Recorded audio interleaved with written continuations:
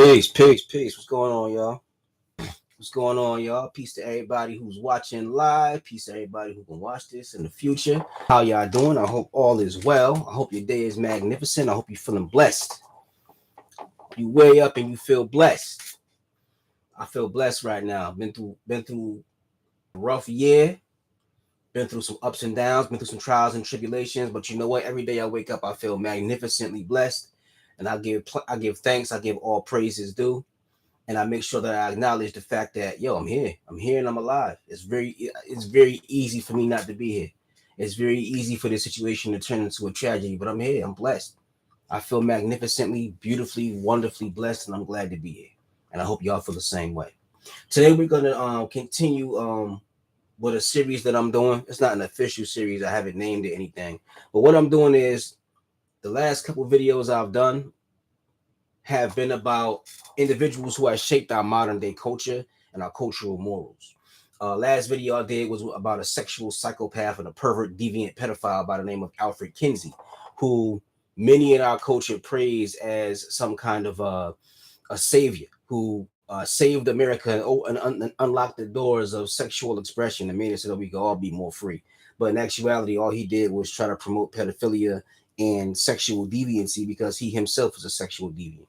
He was a autosadomasochistic psychopath who was really a destroyer, a really sick person, and he utilized science, so-called science, to try to normalize all the things that people at that particular time and even now don't think are moral.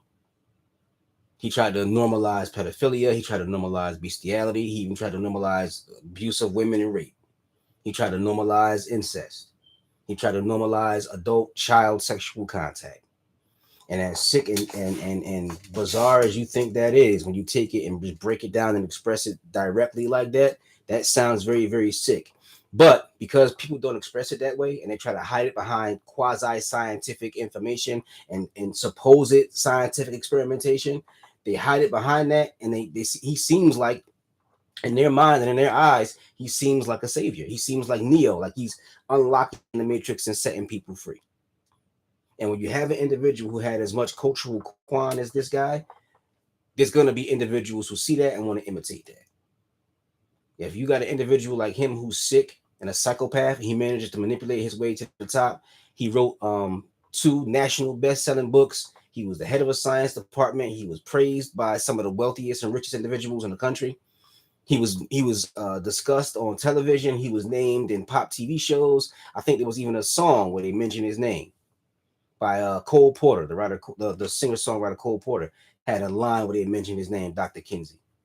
So this guy, sick as he was put on a pedestal. He was a pedophile on a pedestal, and people praised him. And like anybody who's a psychopath who reaches that level of respect, there's others who want to follow up behind him. And guess who followed up behind him? Hugh Hefner. Doing this one was very interesting because Hugh Hefner has always been a guy who, for a lot of people, he was the example of cool. He was a dude who was goofy looking. He wasn't big and muscular. He was kind of skinny, kind of dorky, goofy face. But somehow, some way, he was able to talk his way into a whole bunch of money and was able to attract a whole bunch of beautiful women. He had a lifestyle where he could sleep with pretty much any woman that he wanted to. He could do what he wanted. There was drugs, there was parties, there was orgies. He got access to everything that a lot of men feel that they want and need in order to be excited. Not fulfilled, but excited. And so a lot of people look up to Hugh Hefner, and even some rappers. I think there was, a couple of hip hop videos. I think Snoop Dogg had a video where Hugh Hefner was there. Snoop with Hugh Hefner was in a picture together or something. I can't recall, but yeah, a couple of rappers were putting him on the pedestal out of ignorance and not knowing what this man truly was. And just like Alfred Kinsey was a person who was very good at marketing.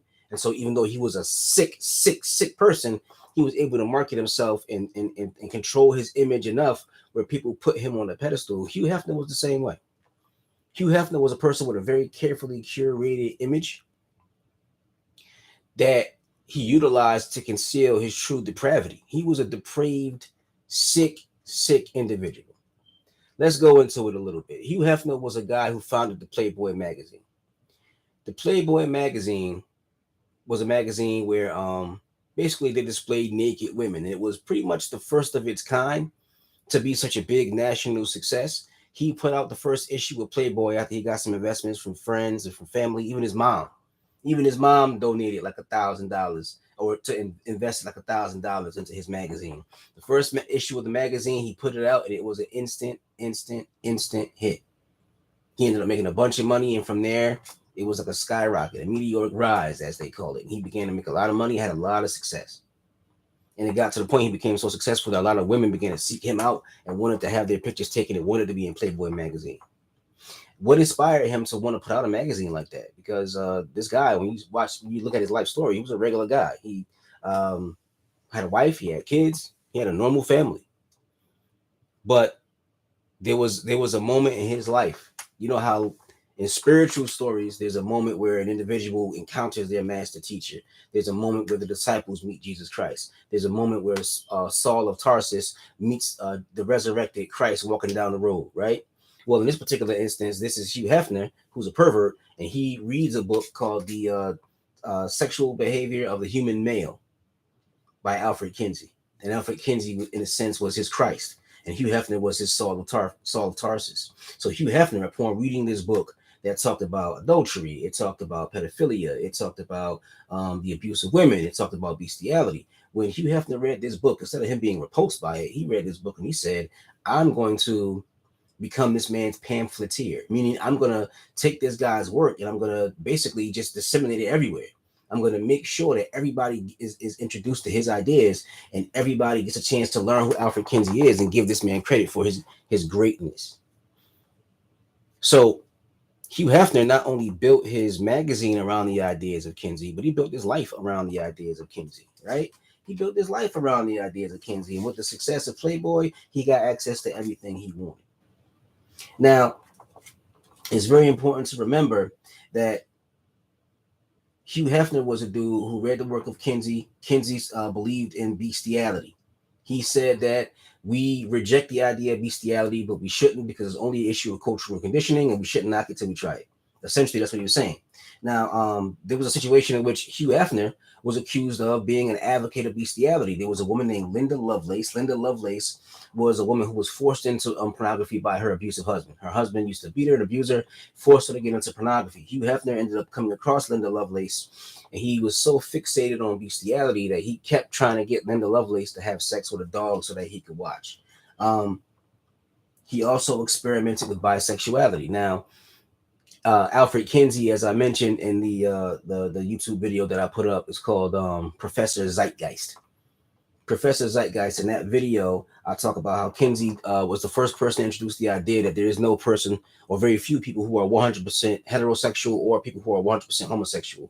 He introduced the idea of the Kinsey scale that says that everybody operates on a continuum, so that everybody experiments with homosexuality, everybody experiments with bisexuality, everybody experiments with various forms of sexual expression, that nobody is really truly hetero. That was his theory based upon his shoddy research and his shoddy information, right? So Hugh Hefner, being such an advocate of this man, decided to experiment with bisexuality as well. His worst crime was his advocacy of pedophilia. Now, as I mentioned before, and I'm going to keep mentioning, Alfred Kinsey was a sexual psychopath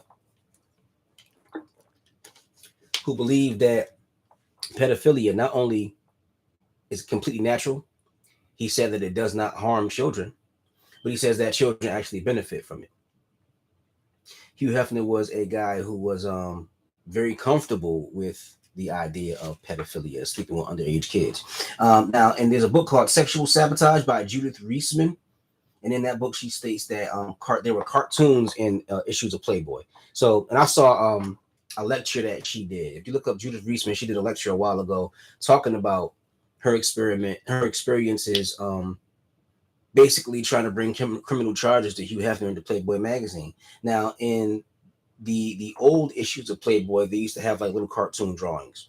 A lot of these cartoon drawings were cartoon drawings of characters that were like little kids, little girls, and these little girls would be in sexually charged situations. Judith Reisman says that In Playboy from 1954 to 1984, there were, I'm trying to look for the number. There was a specific number, but there was a number of, I think it was like 1,500, like almost like 1,500 images in which you saw cartoon images of little girls in sexually charged situations where they would be taught to have sex, situations where they'd be coerced to have sex, situations where they were being sexually taken advantage of. You would see these cartoons in Playboy, and it would be very clear that they were little kids, little girls.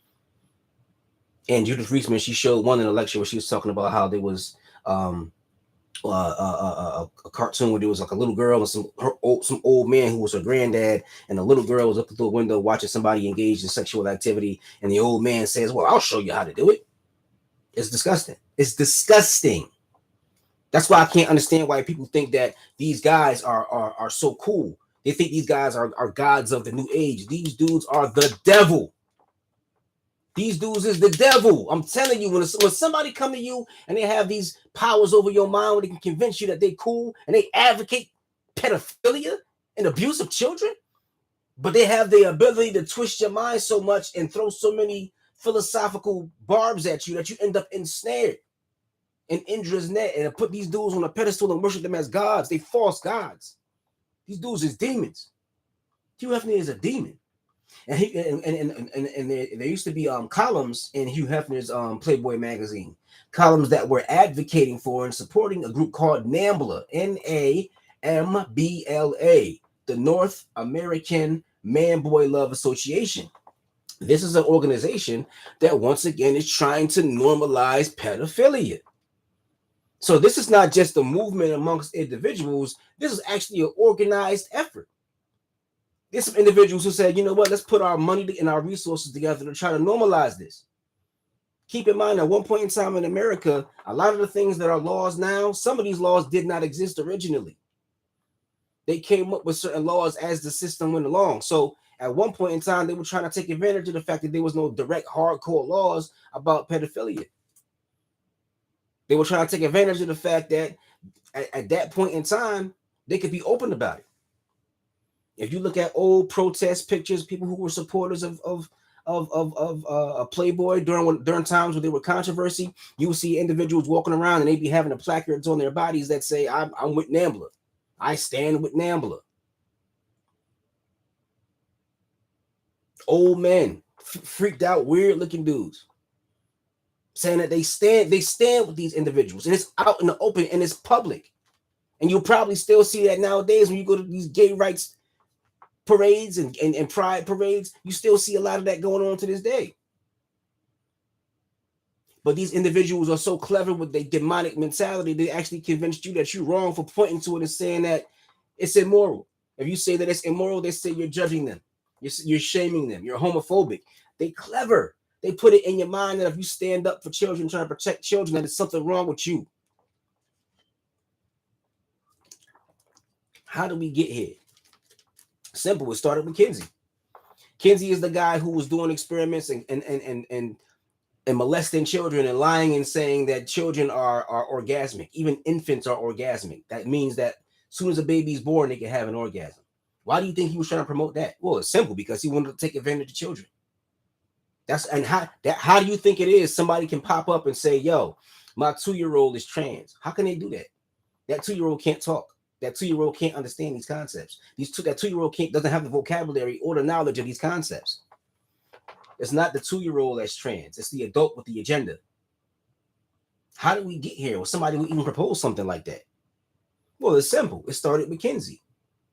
That's why so many individuals who are pedophiles, they hide and lurk in the LGBT community. I'm not saying the LGBT community is all pedophiles or all bad people, but it's some individuals who are demonic and they're very clever. They're very, very clever. And when an individual is clever, they can hop in your midst. Just like certain individuals who are criminals in the Black community, they can hop in our midst. We try to do something righteous in the conscious community, and then somebody will pop up and be like, hey, I got knowledge and I'm God. Give me your money. Whenever you see people trying to do good, trying to live their lives, there's always going to be individuals who try to take advantage of that. And right now, you're seeing a lot of individuals who are sneaking amidst the LGBT community because that's a protected community, and they're saying we could use this community to promote our agenda. How do you think they could say a 7-year-old is gay? Gay means you have a sexual attraction to somebody of the same sex. So are you trying to suggest that little 5 and 6 and 7-year-old kids want to have sex? Why would you suggest such a thing unless you're pushing an agenda of your own onto children? These kids ain't thinking about that. You're thinking about that.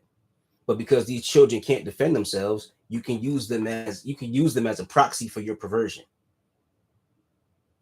That's how we got here. Stop glorifying these devils. Stop glorifying individuals who want to destroy the family, who want to destroy your children, who want to kill children. These individuals are the devil. This is devil worship. I don't believe the devil is no spook or no spirit floating around. There's human beings who use ideas. And if somebody could plant an idea in your mind to alter how you think and lead you towards wickedness away from righteousness, that's the devil. These individuals are devils. And they're such clever devils that they make you feel ashamed for trying to protect your kids. If somebody popped up and says, yeah, your son's gay. Your son's 5 years old. He's not gay. He's trying to eat some ice cream and watch cartoons. But if you say, no, my son ain't gay. Oh, you're homophobic. I'm not homophobic. I just don't, my son is just not thinking about that. Nah. You're trying to keep your son from expressing himself. Here, take this and put your little black son in his dress. My son don't want that. My son is not thinking about no dress. You're thinking about it. And you're trying to project your ideology onto my kids.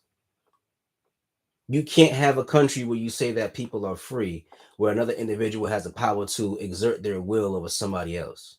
You can't say people are free and simultaneously say that parents don't have a right to protect their children. What kind of freedom is that? How free are you going to feel if somebody can promote an ideology to your kids and you can't stop it? And I'm not talking about teenagers. I'm not even talking about preteens. I'm talking about infants and children and babies. How did we get here? We got here from there. We got here from the false Messiah, Alfred Kinsey, and then there was the disciple of the false Messiah, your man Hugh Hefner. And it disgusts me, the idea that people think Hugh Hefner is so cool when Hugh Hefner is a pedophile. He is a child raping, abusive psychopath. Now, let's go a little bit more in depth. Hugh Hefner was a dude who was accused of molestation. He was accused of statutory rape and would use his magazine to portray rape victims as hysterical and deceptive. So while he was being accused of abusing women, raping little kids, he was having other people in his magazines, even himself, writing articles saying that, well, individuals who claim to be raped, they're hysterical. And there was a quip that Alfred Kinsey wrote where he said that the difference between rape and consensual sex all depends on what time a woman gets home. So if she gets home at a reasonable hour, it wasn't rape. She gets home late, it was rape. Trivializing it, normalizing it, sweeping it under the rug, and Hugh Hefner is guilty of the same thing. As much money and wealth as he has, many beautiful women as he had, this man was a psychopath and the victim of his own perversion because he propagated pornography at a very high level, right? He propagated pornography everywhere. Everywhere you turn, he saw his pornography. When I remember when I was a little kid, I would go to the 7-Eleven to get snacks, or I would go to a store to get snacks. I'd go somewhere to buy comic books and maybe pornographic magazines there. We'd see Playboy there.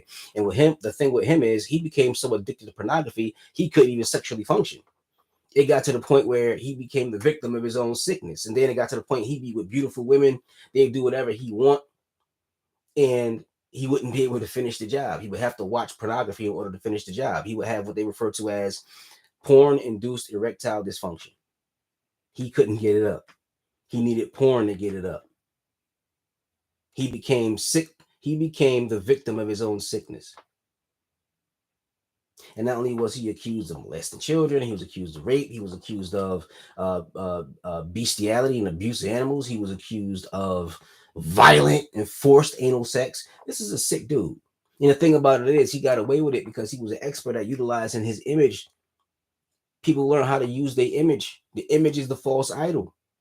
That's why when the Prophet Muhammad went into the Kaaba, he had to destroy all the idols. He had to get rid of all the other idols that were there. All of them.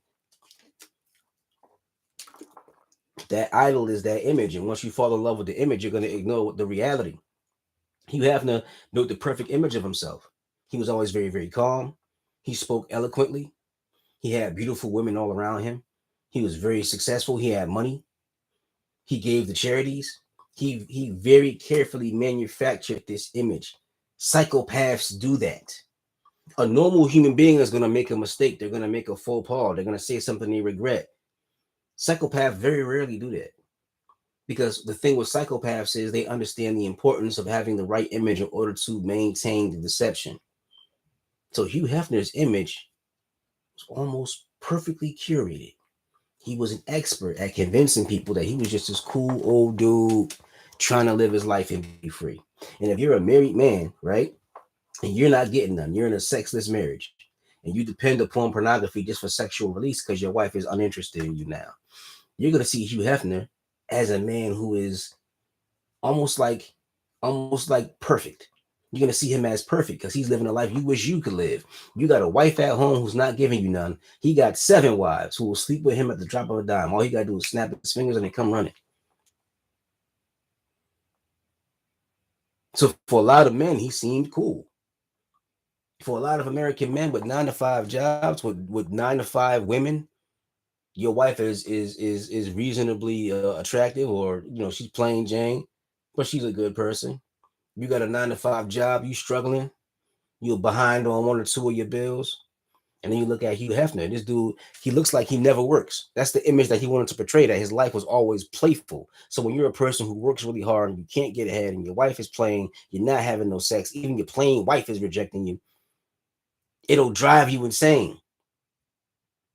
And you'll look at somebody like Hugh Hefner and be like, that's the life that I want. And Hugh Hefner knew that, and he utilized that to his advantage. If he could just convince you, this is the life you want, that would allow him to live the life that he really wanted. And the life that he really wanted was a life of complete and total denigration of women. That's why I don't understand why so many women will look at what these pornographers are offering and say, that's freedom. You'll take your clothes off on social media and show your body and say, that's freedom. Well, this stuff started with men who used to beat and abuse women. How is that freedom?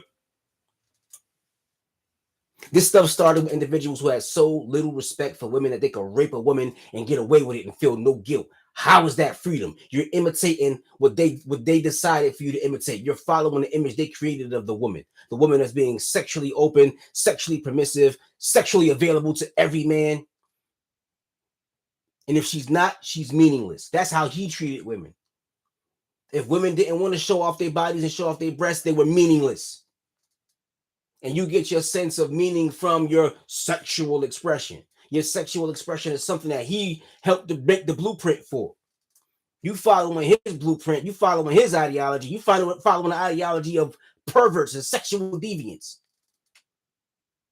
This dude used to have the house filled with orgies and it used to be disgusting, filled with drugs. It was so bad he would have to have people come in and clean his house before his daughter came over.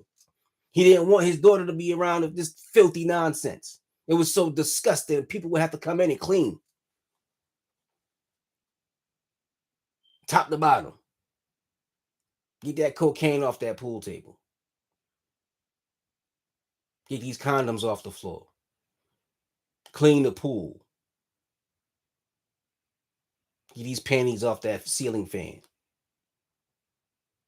This is the life that this dude was living. This is the life this dude was living. Now, as adults, of course, we got to keep these things away from our kids. But my life ain't so graphic and disgusting. I got to clean my house and sterilize the house before the kids stop by. That's crazy. What the hell was you doing? So this guy is not to be praised. Don't make a deity of this man. And the thing about it is, you know why people praise him? Despite his perversions, as I mentioned, he was good at curating the image and making it seem like this is the life that you want. But also, I think there's a large contingent of people in this country who really are repressing sexual deviance. If you hear about a dude that's a pedophile and you're not totally disgusted and don't turn your stomach, there's a part of you that kind of like having that kind of power. There's a part of you that kind of like having that kind of power.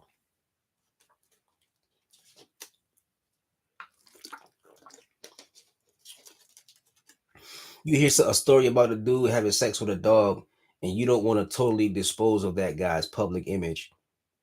Yeah, it's a part of you that think that's kind of cool. You think that's interesting. You think that's funny. See, the thing about this is, you know who you are.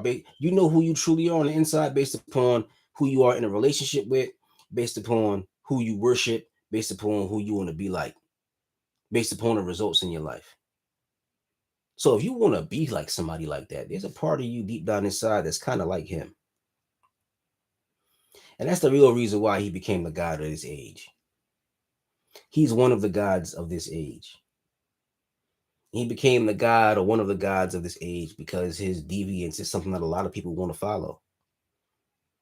In the Bible, the devil convinced Eve from the tree of knowledge. She got to decide for herself what was right and wrong. And a lot of people like that. A lot of people like the devil. They like the idea of deciding for themselves what's right and what's wrong.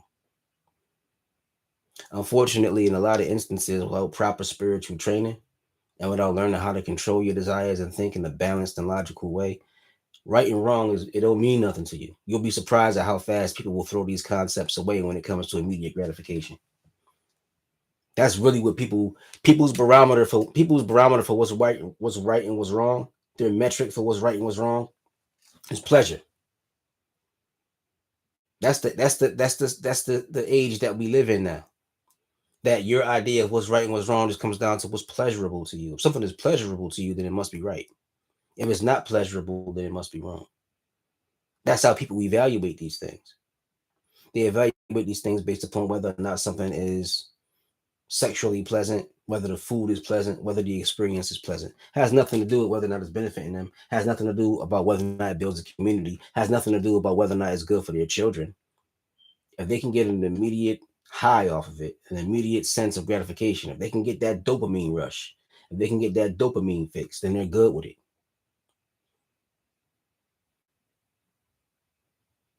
This is the age of immediate gratification. Nobody's thinking about the hereafter. Ain't nobody thinking about the hereafter. So you got to remember, people glorify this dude just like they glorify Kinsey. Individuals that glorify these dudes can't be trusted. Once you know the truth about these dudes and you don't want to throw away the image, you can't be trusted. It's a lot of people that can't be trusted. It's a lot of people who secretly worship that kind of stuff because within themselves they're battling these desires and they wish they had the capacity to express them. Imagine how many dudes from 1954 to 1984. It's 30 years. How many dudes read those magazines and read those pornographic little cartoons with the little girls and thought they were cool, thought they were funny, thought they were charming? There wasn't a lot of people who raised a fuss over those. There weren't a lot of people that said, hey, this is wrong, get rid of these. Imagine how many people, because the magazines were a big hit, they were a big success. From the first issue onward, Playboy was an extremely lucrative investment. How many people read those little pedophilic cartoons and thought they were cool? They didn't object. If they had objected, then Playboy would have been a commercial failure. It would have been a commercial failure, and it wasn't. It actually was extremely successful. Way more successful than anything I've done. I wrote a book on how to teach children how to meditate to help them control their emotions. And he wrote a book on molesting them kids. He won. Way more successful than anything righteous I ever seen. There are more people who are led in the wrong direction. Because the wrong direction is based upon the one thing that righteousness can't give you. Righteousness can give you many things, but righteousness does not focus on immediate gratification. In many ways, it is immediately gratifying when the sense of guilt is gone, the sense of self-loathing is gone. You develop a sense of pride and power, but those things take time. But what doesn't take time is immediate gratification. That's why you use the term immediate. It's right now. You can get what you want right now. And based upon how disgusting your desires are, Hugh Hefner is going to be a hero to you. He's going to be an icon to you.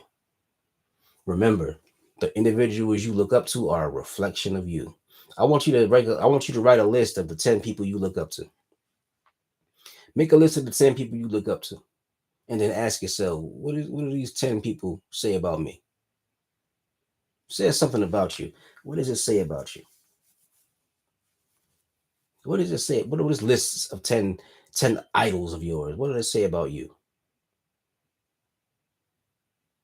Anyhow, that's all I got for right now, man. I'ma see y'all hopefully tomorrow. I want to do another musical video. I got some more music that I would like to play for you guys.